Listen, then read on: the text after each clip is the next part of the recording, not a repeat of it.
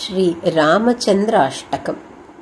सुग्रीवमित्रं परमं पवित्रं सीताकळत्रं नवमेघगात्रं कारुण्यपात्रं शतपत्रनेत्रं श्रीरामचन्द्रं सततं नमामि।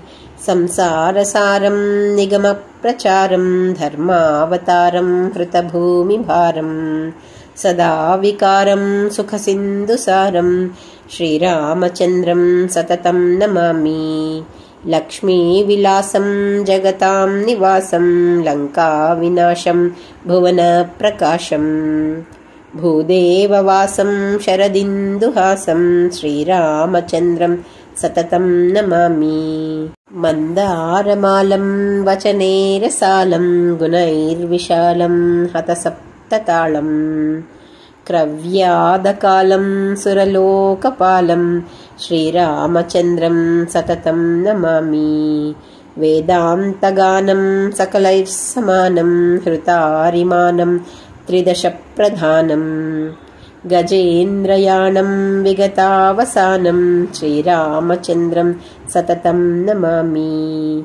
श्यामाभिरामं नयनाभिरामं गुणाभिरामं वचनाभिरामं विश्वप्रणामं कृतभक्तकामं श्रीरामचन्द्रं सततं नमामि। लीलाशरीरं रणरङ्गधीरं विश्वैकसारं रघुवंशहारं गम्भीरवादं जितसर्ववादं श्रीरामचन्द्रं सततं नमामि।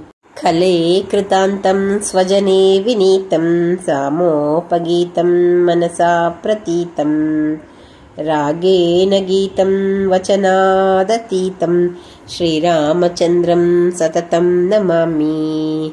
श्रीरामचन्द्रस्य वराष्टकं त्वां मयोरितं देवि मनोहरं ये पठन्ति शृण्वन्ति गृह्णन्ति भक्त्या ते स्वीयकामान् प्रलभन्ति नित्यम् इति श्रीरामचन्द्राष्टकम्।